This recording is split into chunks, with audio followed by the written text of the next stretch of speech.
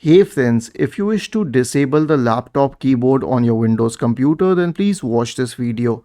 But before we proceed further, I want you to know one thing, that keyboard is an essential component of the smart test while booting your system. So if the keyboard is disconnected from your computer, then it means that you will not be able to boot into Windows.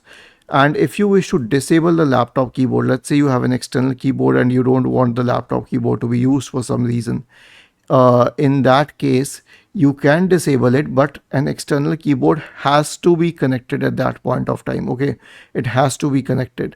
So to disable the laptop keyboard, search for device manager and open the device manager window. Expand the list for keyboards, and there's something called as HID compliant HID keyboard device. Now this can be the laptop keyboard, but if you're unsure, then try disconnecting the external keyboard first and then figure out which one it is. Okay, you can right click on this and then select uninstall device. There's no option to disable the device, you can uninstall it. Right click, uninstall it.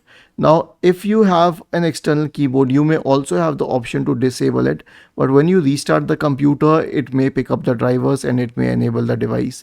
So this is the best you can do to disable it. The second thing is to group policy if you are a part of an organization, but that can only be done by the IT administrator.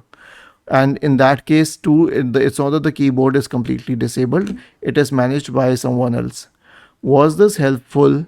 If yes, then please subscribe to the channel. If not, then let us know in the comment section of the video on how we could help you further.